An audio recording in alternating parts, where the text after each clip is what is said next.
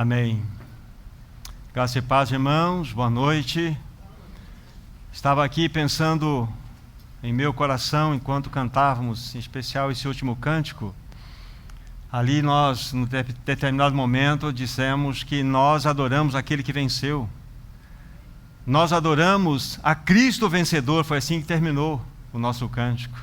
Sabe, irmãos, para que Cristo pudesse vencer todo o mal, para que Ele pudesse vencer todo o pecado, para que Ele pudesse vencer a morte, para que Ele pudesse vencer o ego, para que Ele pudesse vencer o mundo, para que Ele pudesse vencer o diabo, Ele precisou apenas uma única coisa: ser fraco.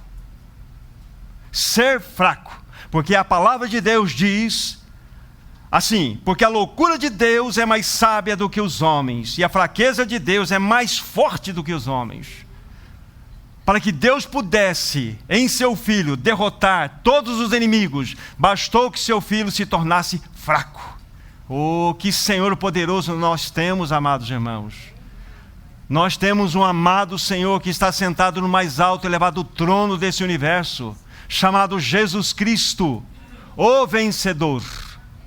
Ah, queridos irmãos, vamos orar, pedir que Ele nos ajude nessa noite pelo Espírito Santo, que o Espírito Santo possa permear em nós, entre nós, e que toda a verdade que Ele deseja comunicar no nosso coração, de fato ela seja dispensada, mas ao ser dispensada encontre em nós mesmos corações como que aquela terra fértil, mexida, revirada, já pronta para receber a boa semente.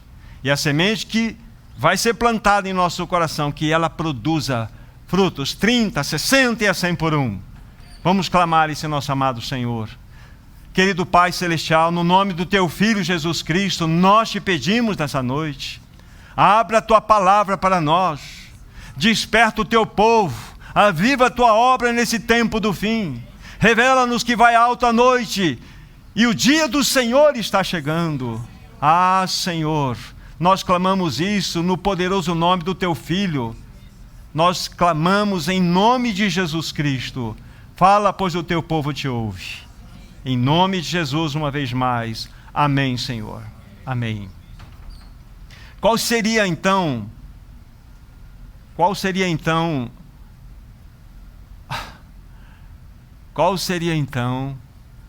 o clima dessa noite da mensagem? Como que eu poderia descrever para vocês a condição meteorológica da mensagem?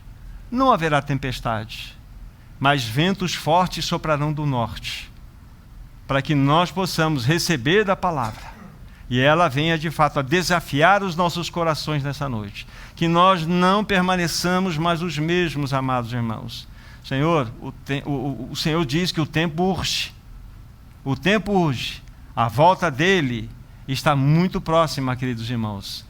Então que o Senhor nos dê corações abertos para que a palavra venha ao encontro e dê encontro de cada um de nós e faça a obra para a qual ela foi designada. Vamos tomar nossas Bíblias no livro de Joel, no capítulo 2. Joel, capítulo 2. E aqui nós vamos ler o versículo 1. Joel, capítulo 2, versículo 1. Tocai a trombeta em Sião e dai voz de rebate no meu santo monte. Perturbem-se todos os moradores da terra, porque o dia do Senhor vem, já está próximo. Vou ler novamente, capítulo 2 de Joel, versículo 1. Tocai a trombeta em Sião e dai voz de rebate no meu santo monte. Perturbem-se todos os moradores da terra, porque o dia do Senhor vem, já está próximo. Vamos acrescentar mais um texto dentro desse mesmo livro, capítulo 1, versículo 15. Ah, que dia! Porque o dia do Senhor está perto, e vem como a assolação do Todo-Poderoso. Estas duas passagens temos para o momento. Amados irmãos, essas palavras são solenes. As palavras de Joel, dirigida à tribo do sul, à nação do sul, à tribo de Judá, são palavras extremamente exortativas. estas palavras ditas por Joel àquela nação, falam-nos de um iminente e terrível dia de assolação que viria sobre aquela nação, ou seja, aquela tribo do sul. Para que vocês depois compreendam de maneira mais clara que tipo de assolação estava reservada para aquela nação, ou aquela tribo do sul, tribo de Judá, vocês precisam ler no capítulo 2, do versículo 2 até o versículo 11. Ali nós temos uma descrição clara daquilo que iminentemente estava pronto a acontecer lá no território de Judá. Se faz necessário que eu faça umas pequenas observações aqui para os meus irmãos a respeito do livro de Joel. Apenas umas poucas colocações. O livro de Joel é um livro profético.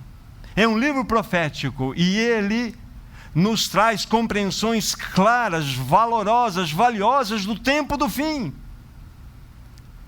Essa é a primeira observação que eu faço para você guardar no coração. E há um elemento bastante incomum no livro de Joel. Depois você que não leu, você vai ler. E você vai encontrar que Joel fala-nos das pragas dos gafanhotos.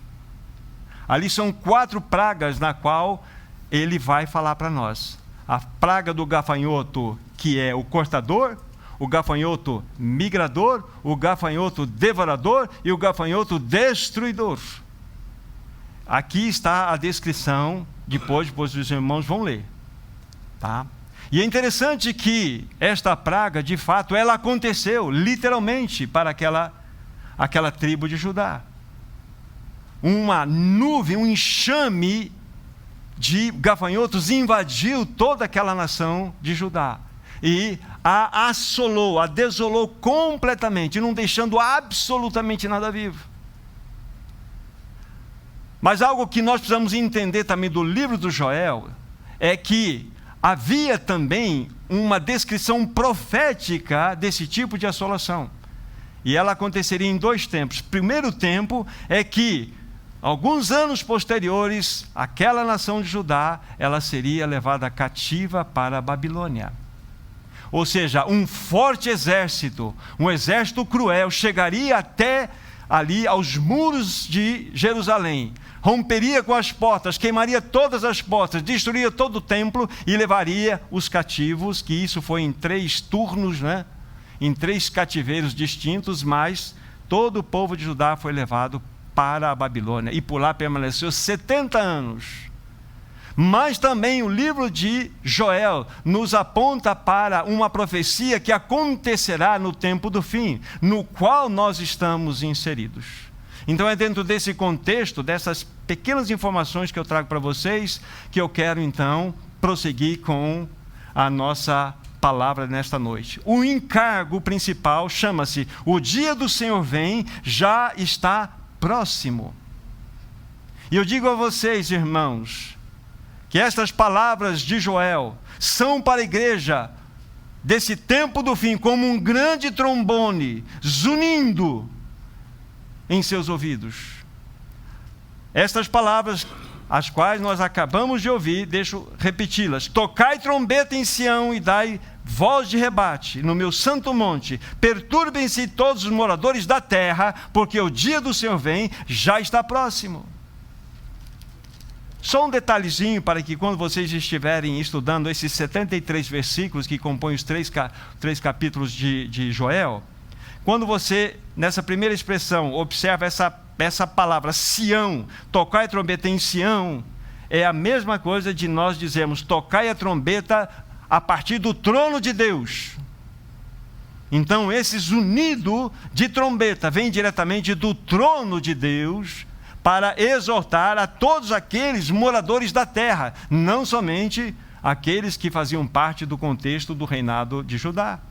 Então estas palavras são para a igreja, tempo do fim, na qual nós estamos inseridos, esse grande trombone. Amados irmãos, o trombone divino está soando. É hora de despertar do sono. É hora de nós sairmos da indiferença. É hora de nós sairmos das distrações nas quais nós estamos envolvidos. É hora de nós sairmos daquele descuido espiritual da nossa existência. O Senhor está chacoalhando a roseira, amados irmãos. o Senhor está querendo falar à sua igreja nesse tempo do fim. Ele está rasgando o céu e levantando profetas nesse tempo do fim, porque os dias estão se aproximando.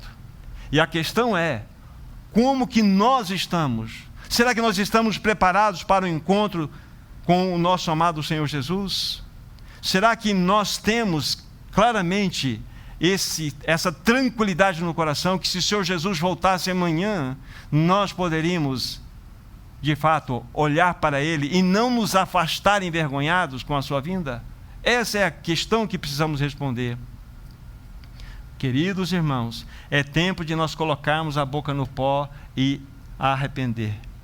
E nos arrepender de nós nos vestir como naquele tempo acontecia, da velha dispensação, uma figura que acontecia lá. Eles se vestiam de pano de saco e jogavam cinzas por sua cabeça, em sentido de arrependimento, em sentido de que nós estamos profundamente arrependidos do nosso estilo de vida. Queridos irmãos e irmãs, é tempo de nós estarmos discernindo que a trombeta do trono de Deus já está soando. Ela já está soando e os moradores da terra precisam ser perturbados, porque a volta do Senhor está muito próxima. O Senhor Jesus disse que os dias nos quais nós estamos inseridos hoje são dias comparados com os dias de Noé. Vamos dar uma olhadinha? Gênesis capítulo 6. Gênesis capítulo 6. Gênesis capítulo 6. Versículo 5 inicialmente. Lembre-se, nós estamos aqui olhando para uma profecia que o Senhor Jesus disse na sua palavra profética no capítulo 24 de Mateus, que os dias da sua vinda seriam dias semelhantes aos dias de Noé. Estamos lendo exatamente o que estava acontecendo naquele contexto. Versículo 5, capítulo 6 de Gênesis. Viu o Senhor que a maldade do homem se havia multiplicado na terra, e que era continuamente mal todo o desígnio do seu coração. Verso 7. Disse o Senhor: farei desaparecer da terra o homem que criei, o homem, o animal e répteis e as aves dos céus, porque me arrependo de os haver feito.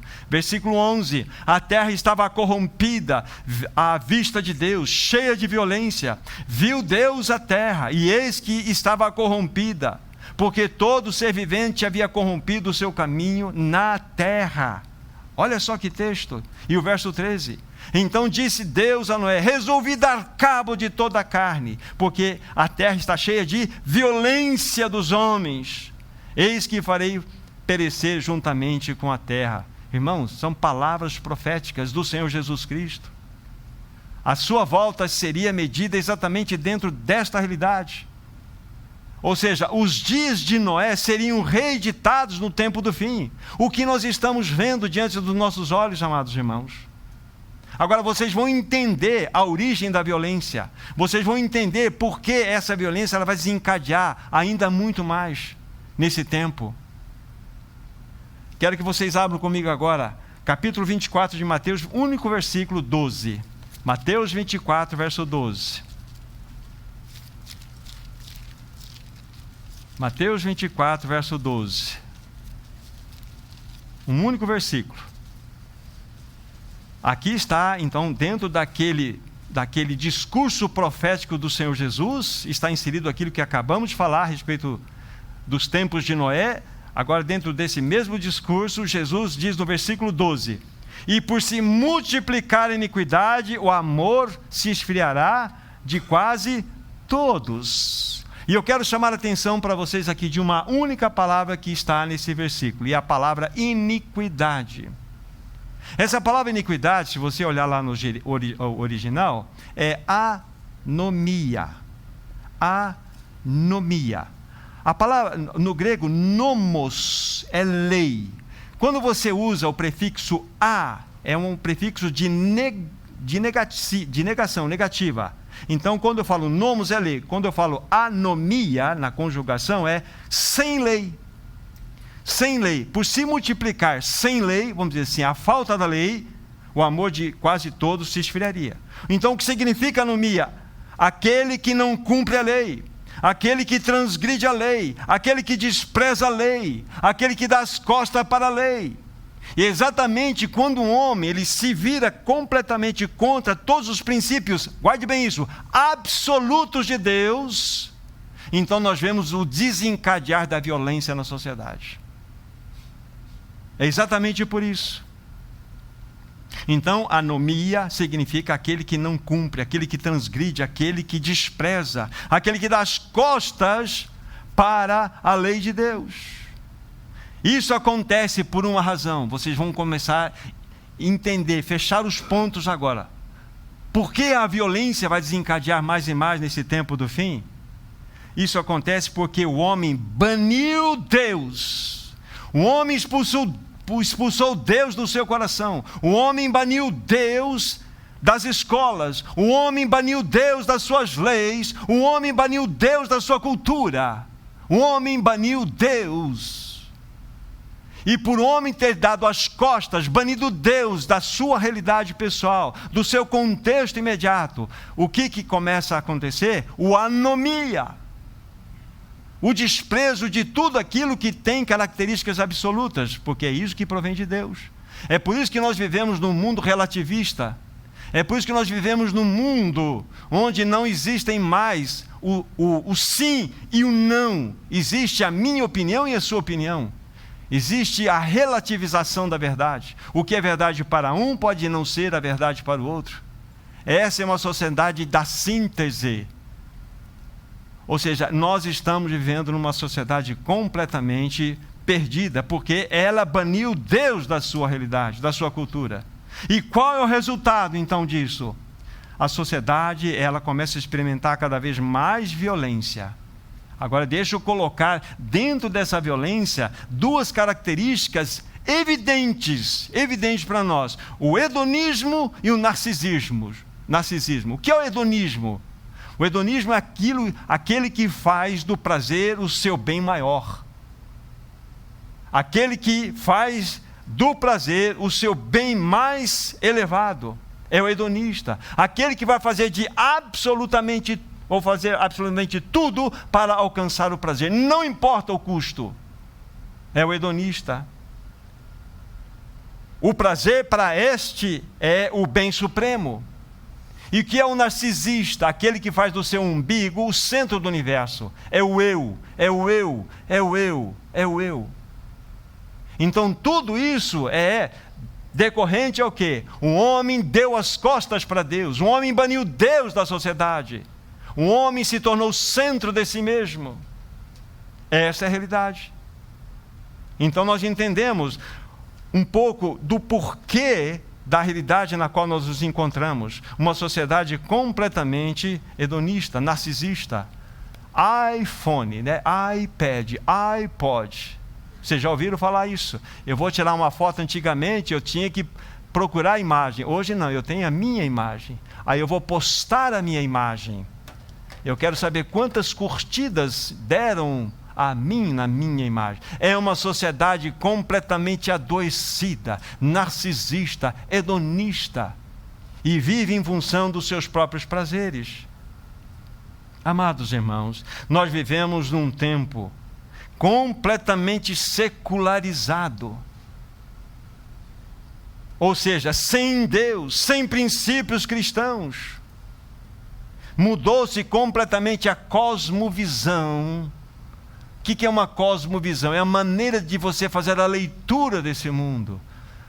Por uns 40, 50 anos atrás, a cosmovisão, um pouco dela, que regia a sociedade, ela tinha princípios cristãos judaicos.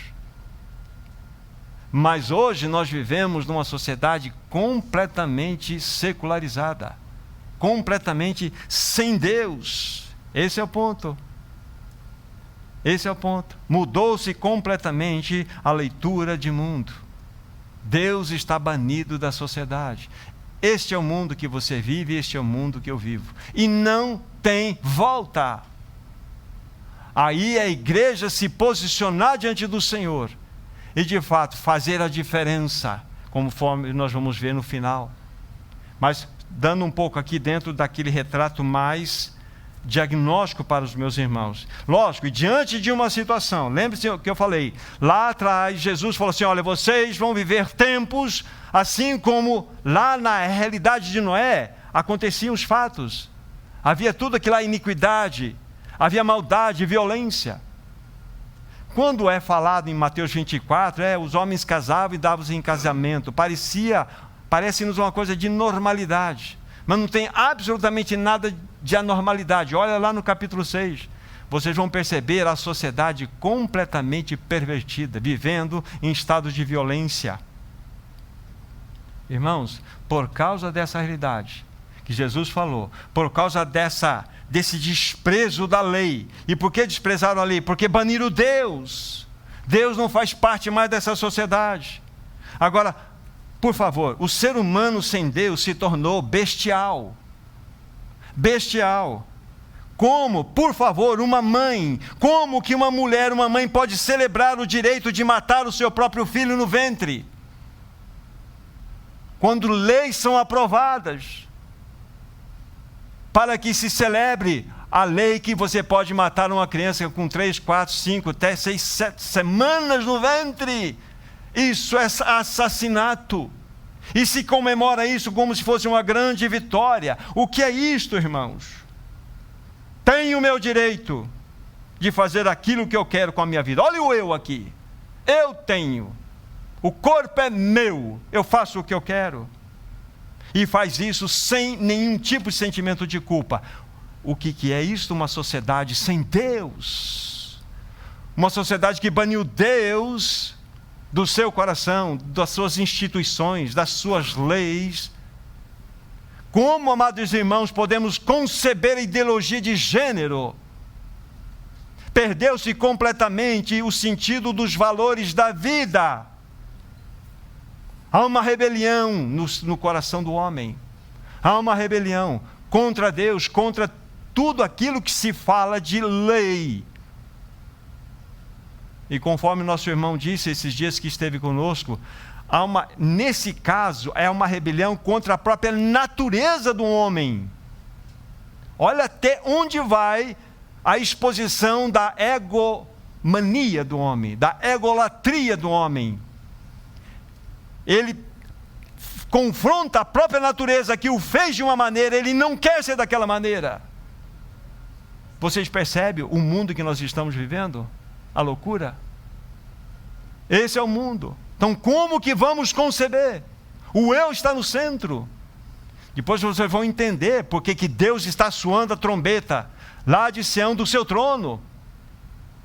Perturbem-se, moradores da terra, porque Deus irá julgar todo o pecado. Deus irá julgar todo o mal. Deus irá julgar. Esse é o ponto. Como que então homens podem aprovar a pedofilia? Como? Lá em Isaías 5:20 está escrito: ai daqueles que chamam o bem de mal e fazem do mal o bem. Ai daqueles. Inversão completa de valores. Esse é o mundo que nós nos encontramos, Ricardo. Esse é o mundo que nós nos achamos. É essa loucura. Deus, como tenho insistido, foi banido da sociedade. E o homem rosna irado: não queremos o teu governo. Não queremos. Não é isso que nós vemos cada vez mais aflorando na sociedade? As blasfêmias, as maneiras como se fala a respeito das coisas sagradas.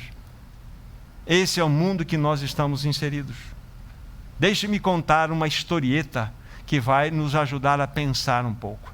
Isso há muitos anos atrás eu ouvi e eu lembrei dela. Houve uma conferência dos macacos. Os macacos se reuniram numa grande conferência. E aquele que era o líder falou o seguinte: olha, eu estou chamando todos vocês aqui porque eu ouvi dizer que os homens estão dizendo que nós somos os ancestrais deles. Entenderam o motivo da conferência? Os homens estão espalhando que nós, macacos, somos ancestrais deles. Aí um macaco levantou lá: não, de forma alguma. Já vimos entre nós um macaco abandonar sua macaca e fugir com uma outra macaca? O outro pulou lá e falou: não admito isto. Nós nunca vimos entre nós, na nossa espécie, uma macaca que tivesse lá um filhote no seu ventre, rasgasse o seu ventre para jogar fora essa macaquinha, essa filhote. Não!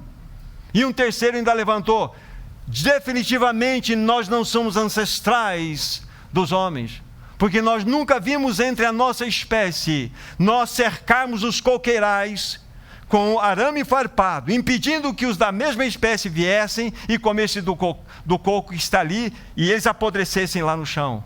Definitivamente nós não somos ancestrais dos homens. O homem sem Deus é bestial.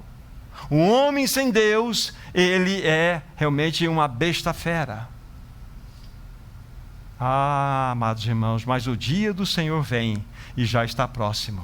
E Ele irá julgar os rebeldes. Ele irá julgar a todos aqueles que se levantaram contra Ele. Pega o livro de Obadias, por favor. É lá pertinho de onde nós estávamos há pouco. Segue em frente em Joel, vocês encontram Amós. Depois de Amós vocês encontram Obadias, um único capítulo. Versículo 15. Obadias 1, verso 15. Diz assim: porque o dia do Senhor está prestes a vir sobre todas as nações. Como tu fizeste, assim se fará contigo. O teu malfeito se tornará sobre a tua cabeça. É uma profecia, ela tem a sua direção mais específica para os edomitas, mas também aqui é uma profecia que se estende no final do tempo. Quando a gente estuda as profecias, olhando na perspectiva de Apocalipse, nós precisamos associar Obadias, associar Joel, associar Oséias, o livro de Isaías, porque tudo isso fecha uma realidade de compreensão clara. Mas aqui está a palavra de Deus, de uma palavra de juízo. O dia do Senhor está prestes a vir sobre todas as nações. Fazendo aqui só uma pausa e voltando dentro daquele contexto anterior do livro de Joel. Deus mesmo levantou aquela praga dos gafanhotos contra a sua nação, seu povo. Por quê? Porque o povo estava em rebelião. O povo estava realmente vivendo uma realidade de corrupção. Deus, ele não julga as nações em primeiro lugar. Deus julga o seu povo em primeiro lugar. Sempre será assim. A hora do juízo chegou e ela começa pela casa de Deus. Primeiro é conosco, depois as nações. Então aqui está a palavra voltada especificamente para as nações que serão julgadas diante de Deus, pelos seus pecados, pelos seus males, pelos malfeitos que fizeram. Irmãos, assim como Deus julgou toda aquela geração do tempo de Noé, Ele também julgará a geração do tempo do fim. Muitas vezes nós, e não é errado isso, ouvimos as mensagens que nos falam muito sobre o amor, a graça, a misericórdia de Deus, que são realidades. Mas nós precisamos entender que Deus é um justo juiz, Ele irá julgar, não somente o seu povo, mas irá julgar as nações. Todo pecado, toda rebelião, toda idolatria, toda imoralidade, toda mentira, tudo será julgado por Deus. Tudo. Vejamos uma outra passagem, segunda epístola de Pedro, capítulo 2. Segunda epístola de Pedro, capítulo 2.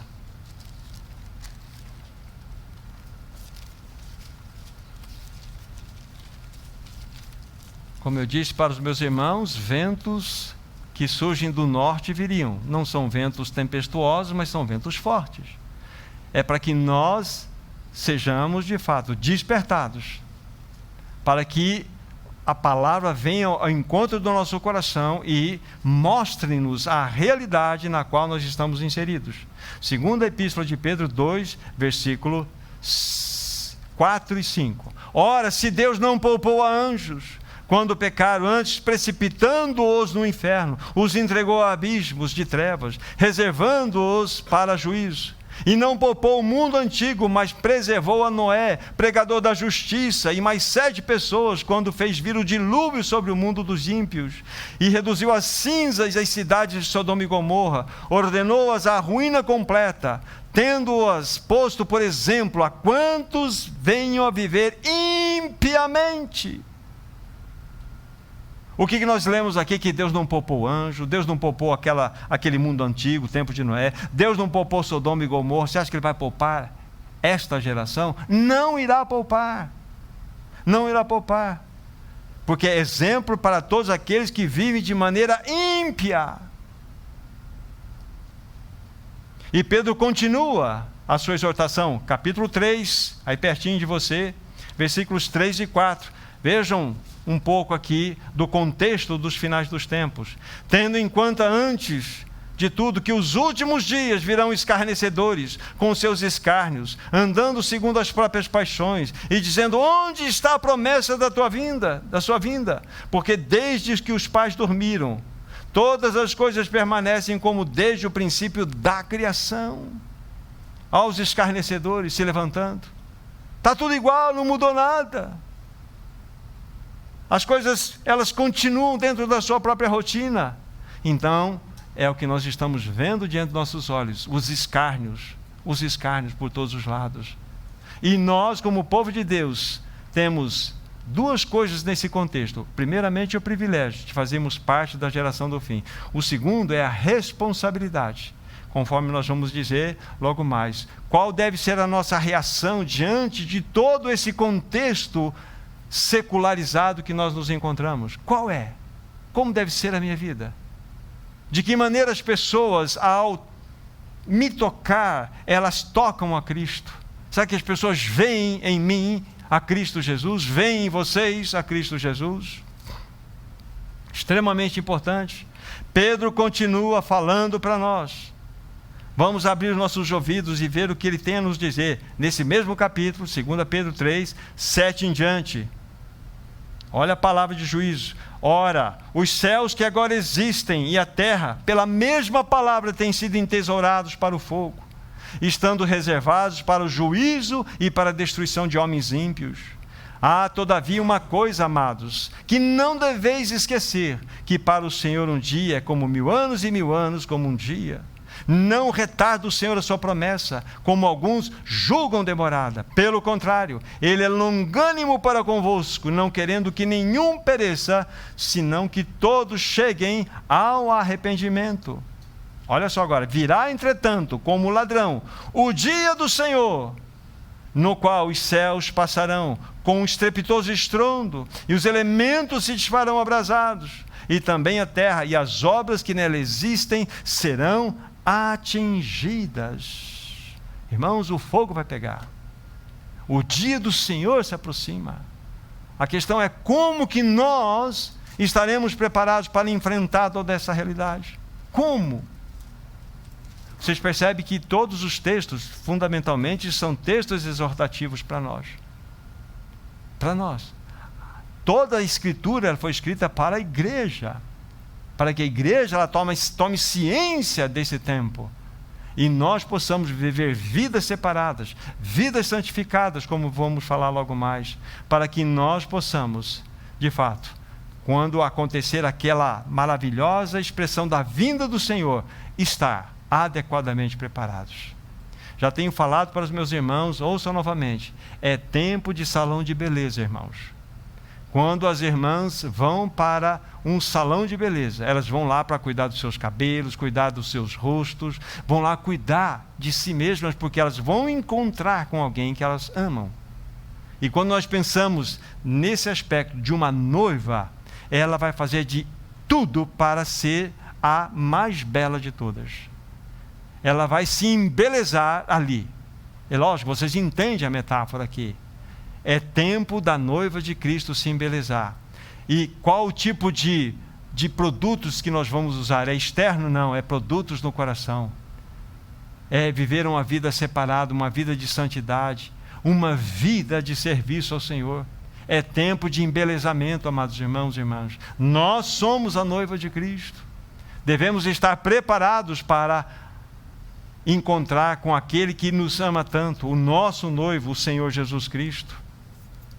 Queridos irmãos, será que nós estamos compreendendo adequadamente o tempo que nós estamos? Será? Nós precisamos ser despertados. Nós precisamos ser despertados. Eu estava conversando com o irmão Rodrigo Abaca, que esteve conosco esses dias anteriores, e ele falou assim: irmão, o que eu tenho visto, por onde eu tenho passado, é que a igreja, ela não está desperta para os acontecimentos imediatos que nós temos diante de nós. Nós precisamos despertar a igreja, nós precisamos levá-la a um conhecimento de que a situação na qual nós nos encontramos é uma situação extremamente importante. É tempo de embelezamento, irmãos. É tempo de santidade. É tempo de santidade. Muitos de vocês vão se lembrar que quando nós entramos nesse processo, da pandemia que assolou o mundo inteiro, uma das primeiras reflexões que foi feita, dentro desse contexto, a questão não é como nós entraremos nessa pandemia, a questão toda é como sairemos dela. Será que nós saímos mais parecidos com Cristo? Será que nós saímos mais como aqueles que amam mais o Senhor? É a grande questão. Como nós saímos de tudo isso? Mais parecidos com Ele? Essa é a grande resposta ou grande pergunta que precisamos responder. Amados irmãos, o tempo urge. O tempo urge e nós precisamos, de fato, estar preparados, compreendendo o momento no qual nós estamos inseridos. E diante de todas essas exortações, qual deve ser o papel da igreja? Qual deve ser? Como devemos responder a uma sociedade completamente secularizada, ou seja, uma sociedade sem Deus? Como? Cada um de vocês tem a vida profissional, os contatos diários profissionais que vocês têm. De que maneira você, como filho de Deus, pode manifestar o seu papel como cristão, como cristã, neste momento? Essa é a questão. Não só no aspecto coletivo, mas no aspecto individual. Qual deve ser o meu papel, o nosso papel, diante dessa circunstância? Será que eu vou ser bênção nesse mundo, me envolvendo cada vez mais com ele, tentando consertá-lo? Será que eu vou fazer o meu papel de cristão, empunhando uma bandeira partidária e saindo numa passeata? Não, meu irmão, não é por aí. O Senhor nos chama para que experimentemos duas importantes realidades. Há duas armas nas quais nós vamos nos deter agora, que elas precisam ser empunhadas por nós, para que nós discernamos qual é o nosso papel nesse tempo do fim. Uma delas, eu quero que vocês voltem para o livro de Joel, porque essa primeira arma está ali descrita para nós. Livro de Joel. Há pouco estivemos ali, então voltem para lá. É depois do livro de Oséias. Joel. Vamos ler aqui no capítulo 2, versículos 15 a 17. Depois eu vou dizer qual é a realidade, qual é a primeira arma, nominar essa primeira arma. Joel 2, 15 a 17. Diante de toda aquela palavra de juízo que havia sido dado, diante de todo o soar daquela trombeta, então vêm as palavras do Senhor dessa forma aqui, versículo 15 a 17, Joel capítulo 2. Tocai a trombeta em Sião, mas agora em um outro tipo de finalidade do soar da trombeta. Tocai a trombeta em Sião, ou seja, do trono de Deus, promulgai o quê? Um santo jejum. Proclamai uma assembleia solene, significa convocar todos para uma reunião pública. Congregai o povo, santificai a congregação, ajuntai os anciãos. Olha aqui, reuni os filhinhos, e os que mamam, Saia o noivo da sua recâmara e a noiva do seu aposento. Chorem os sacerdotes, ministros do Senhor. Entrem no pórtico e no altar e orem.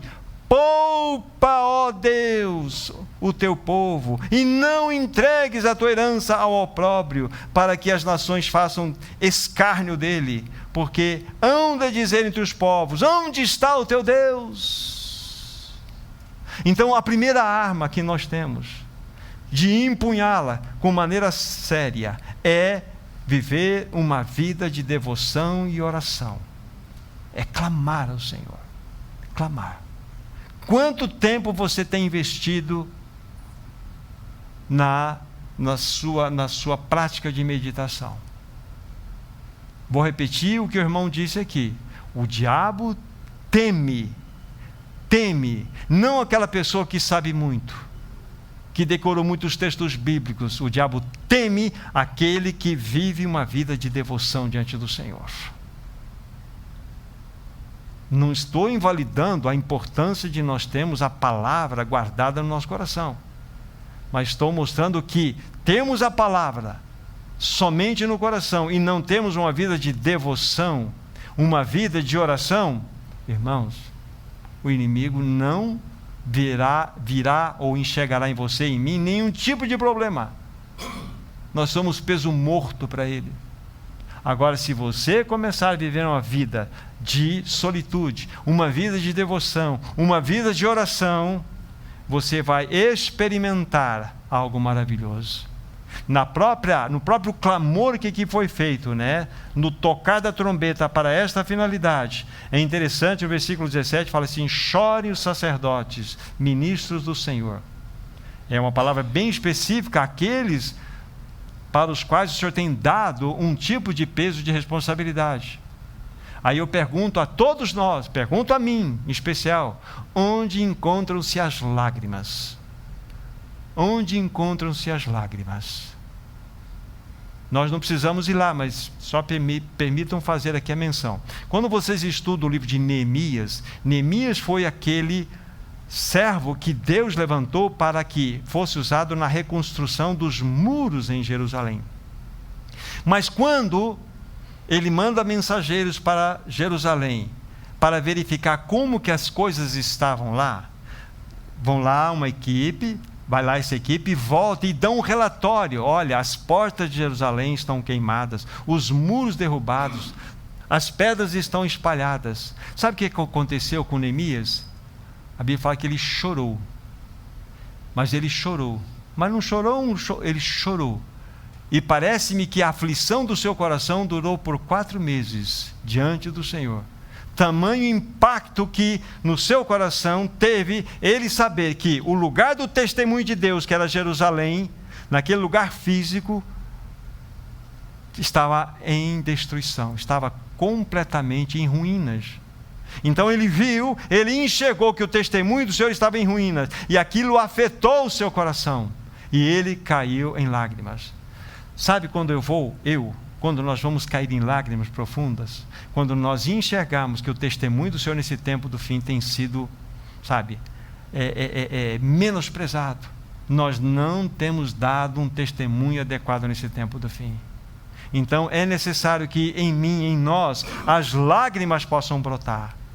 Querido irmão, querida irmã, nós precisamos nessa primeira arma, de fato, de tomar a sério isto e nos colocar diante do Senhor, ouvir esse clamor dessa trombeta aqui de modo claro no coração e buscar a face dele, uma vida de intimidade, uma vida aos pés do Senhor. Volte no capítulo 1 desse mesmo livro, dentro dessa primeira arma ainda, há um clamor feito anteriormente aqui, a partir do versículo 13, 1 de Joel, verso 13. Cingi-vos de pano de saco e lamentai, sacerdotes, uivai, ministros do altar, vinde, ministros de meu Deus, passai a noite vestidos de pano de saco, porque da casa de vosso Deus foi cortada a oferta de manjares e de libação. Promungai um santo jejum, convocai a assembleia solene, congregai os anciãos, todos os moradores dessa terra, para a casa do Senhor vosso Deus, e clamai ao Senhor. É a mesma realidade aqui dita anteriormente. Amados irmãos, o Senhor tem nos chamado para que nós empunhemos essa primeira arma, uma vida de devoção, uma vida aos pés do Senhor, uma vida diante do trono. Quando nós estivermos colados ao trono, vamos discernir com clareza tudo aquilo que o Senhor deseja para nós. E você vai conseguir enxergar a sociedade com os olhos do Senhor. E você vai poder, então, cumprir o seu papel, que é o objetivo pelo qual nós estamos agora, nessa parte do fim da mensagem, colocando para os irmãos. Então lembre-se, a primeira arma a ser empunhada é uma vida de devoção, é uma vida de oração diante do Senhor. Esse é o ponto. Quanto tempo você e eu temos gasto? Essa é a questão. Mas a segunda arma, também poderosa como a primeira, e elas não podem ser separadas, mas é nessa ordem que aqui foi colocado para os irmãos. Ela está revelada. Vamos pegar o texto aqui, bem onde estava, segunda epístola de Pedro, capítulo 3, é na continuidade daquela leitura que estávamos há pouco fazendo. Segunda epístola de Pedro, capítulo 3, nós paramos no versículo 10. Lembre-se, Pedro está mostrando aqui toda uma hecatombe que estaria acontecendo quando o dia do Senhor chegasse, quando aquele tempo da volta do Senhor estava aí no seu clímax, depois de todas aquelas realidades que seriam vindas para a terra. Então veja o versículo 11, qual é o apelo que acontece aqui na palavra de Deus? Visto que todas estas coisas hão de ser assim, desfeitas, deveis ser tais como os que vivem em santo procedimento e piedade, esperando e apressando a vinda do dia de Deus, por causa do qual os céus incendiados serão desfeitos e os elementos abrasados se derreterão. Nós, porém, verso 13, segundo a sua promessa, esperamos novos céus e nova terra, nos quais habita a justiça. E por fim, verso 14, por essa razão, pois, amados, esperando estas coisas, empenhai-vos por ser desachados por ele em paz, sem mácula e irrepreensíveis. Olha a recomendação de Pedro, mediante a todas aquelas realidades que irão acontecer nesse mundo. O que a palavra de Deus está nos mostrando aqui? Olha, visto que essas coisas vão ser assim, então qual é o papel da igreja? Qual que é o papel do Juarez? Qual é o papel do Antônio, do Diogo? Qual que é o papel da Tereza? Qual que é o meu papel? A Bíblia assim, como está escrito aqui, sejam tais como os que vivem santo procedimento e piedade. A palavra piedade, ela pode ser também interpretada como parecidos com Deus. É uma das interpretações possíveis nessa palavra piedade, é ser parecido com Deus. Santo procedimento, isso fala da sua vida de dia a dia, o teu estilo de vida, as suas escolhas, os seus valores. Fala dessa realidade. É prático, não é uma vida de reunião, é uma vida de procedimento, dia a dia. Então aqui está essa segunda arma poderosa para que nós possamos empunhá-la como uma espada nesse tempo do fim, para desempenharmos adequadamente o nosso papel, é termos uma vida de santidade. Vida de santidade não é vida de inerrância ou de impecabilidade, porque é impossível. É interessante que na leitura que nós fizemos, eu completei quando eu li aqui, no versículo 14, a última palavra que aparece aí, ou última expressão é vivermos sem mácula e irrepreensíveis. A palavra irrepreensíveis significa aqueles que vivem e não são aptos ou não precisam receber repreensões. Como que pode ser isso? Todos nós tropeçamos. Nós vivemos numa carne caída. Eu posso pecar contra a minha família, contra a minha esposa, eu posso pecar contra meus irmãos. Não no sentido de dever, mas pela minha fraqueza. Mas o que a palavra de Deus me orienta? Eu pequei contra o meu irmão Juarez, Então, se eu pequei, eu sou repreensível nesse pecado. E se eu não tratar o meu pecado com o meu irmão Juarez, eu vou tratar disso, como nós falamos numa das reuniões anteriores, lá no tribunal de Cristo.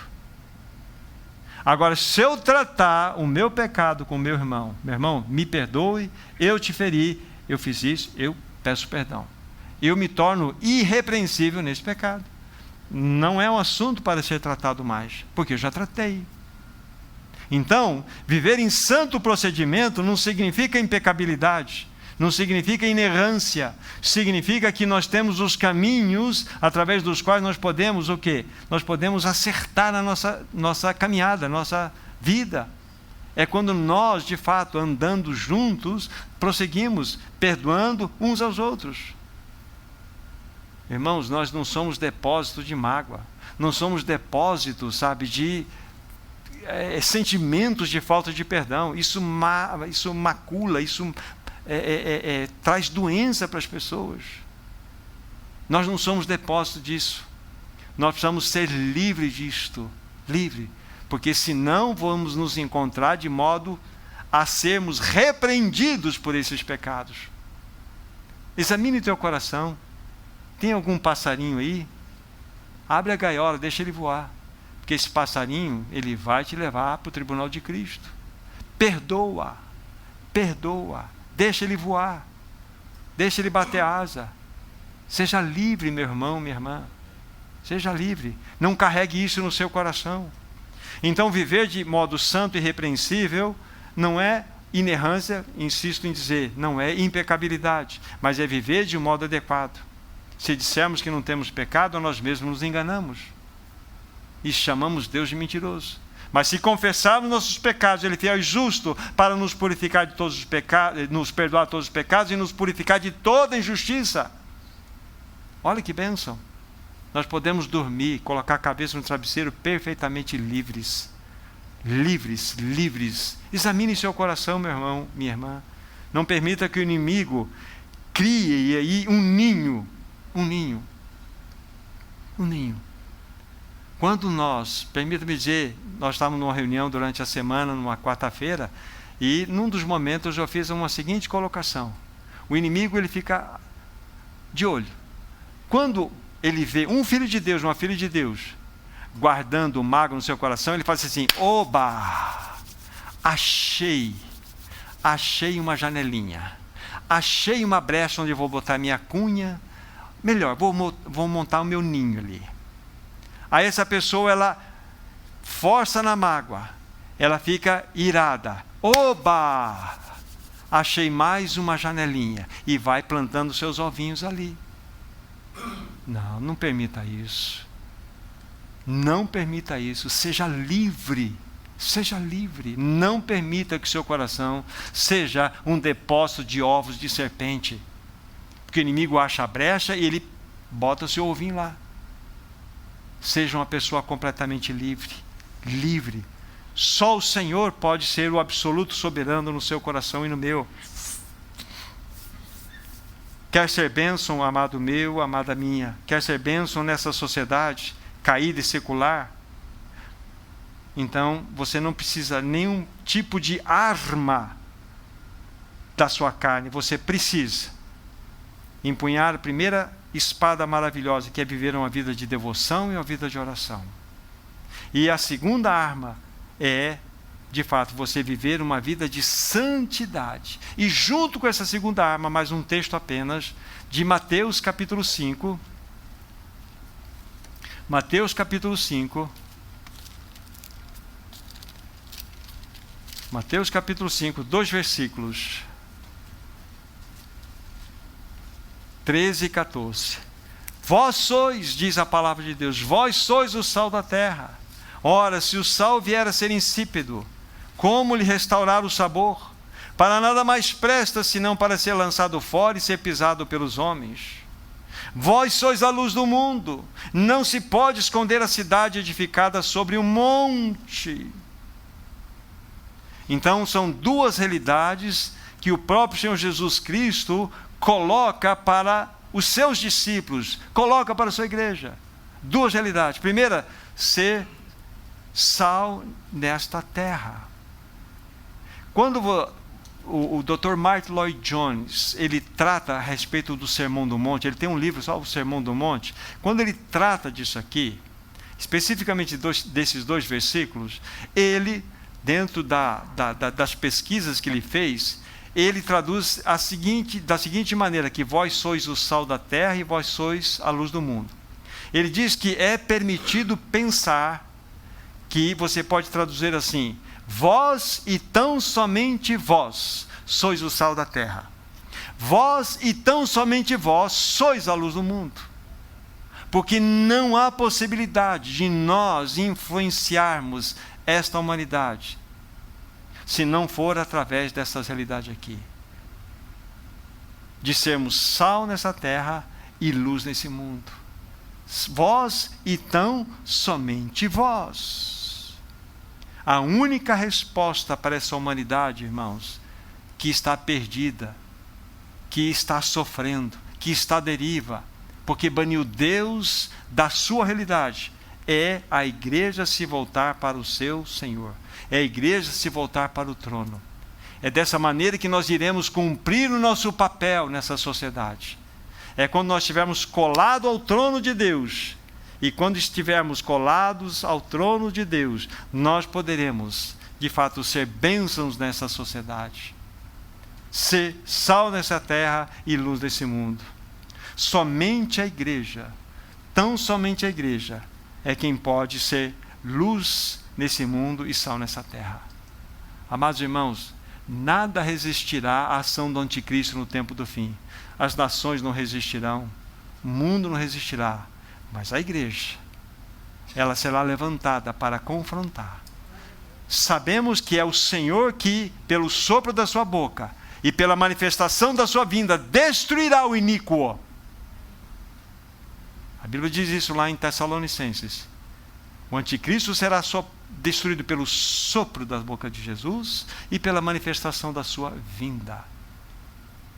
Mas o ponto de resistência na terra não são as nações, não são os países. O ponto de resistência é a igreja. Por isso que ele odeia tanto a igreja. Por isso devemos estar conectados ao trono. Irmãos, assim seremos invencíveis diante do Senhor. Mesmo que muitos cristãos, como sempre foi ao longo da história, nesse tempo do fim, possa a ser levado para o sacrifício. A vitória já nos foi dada. Porque a Bíblia fala que nós somos mais do que vencedores em Cristo Jesus. Essa expressão ela é muito significativa, porque o cristão ele não batalha para alcançar uma vitória. O cristão parte de uma vitória para viver a sua vida. Ele é mais do que vencedor. Então existe uma vitória já estabelecida na vida do cristão. Então você não vai para alcançar uma vitória, você sai de uma vitória. Ou seja, nós já sabemos o placar final desse jogo. Somos mais do que vitoriosos em Cristo Jesus. E o Senhor quer que nós desempenhemos então o nosso papel. Vida de devoção, vida aos pés do Senhor, vida de oração, e uma vida de santidade separada. E isso nos leva a ser sal nessa terra e luz nesse mundo. Conectados ao trono. Querido irmão, querida irmã, que o Espírito Santo de fato nos leve a esta realidade. Que nos leve a essa experiência profunda com o Senhor. O Senhor deseja que você, ao longo dessa semana, que começou hoje, você seja sal nessa terra e luz nesse mundo. Que você experimente uma vida de devoção e uma vida de oração. Ele deseja isto.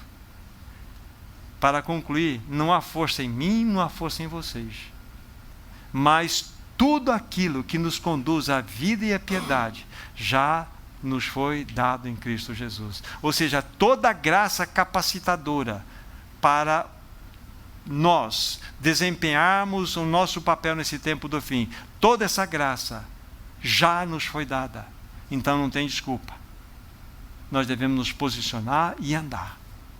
Porque o Senhor deseja que de fato nós possamos dar um testemunho que seja conforme aquilo que ele fez no Calvário.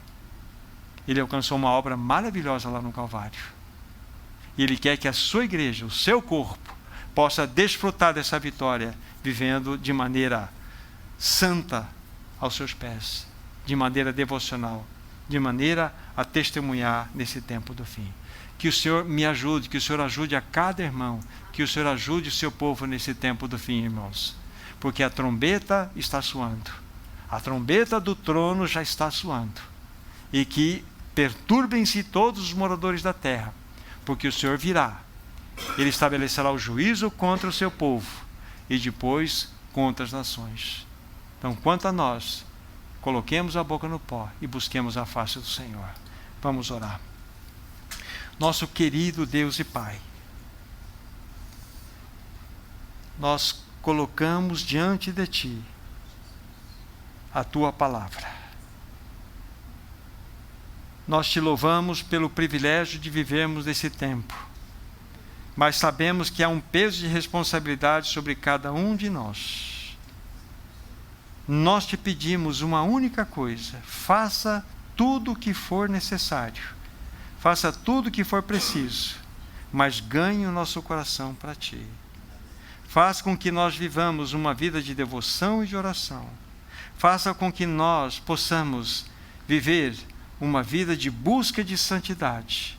Faça com que nós, como resultado dessas realidades, sejamos sal nessa terra e luz nesse mundo. Ajuda o Teu povo, ajuda-nos a discernir o soar da Tua trombeta. Abençoa o Teu povo durante essa semana, que nós sejamos testemunhas vivas para o louvor da Tua própria glória. Em nome de Jesus nós oramos. Amém. Queridos irmãos, que vocês sejam guardados, dirigidos, orientados pelo glorioso Espírito Santo, que em vocês habita. Que sejam bênção, sejam luz nesse tempo do fim. Graça e paz, tenham todos um restante de semana abençoados.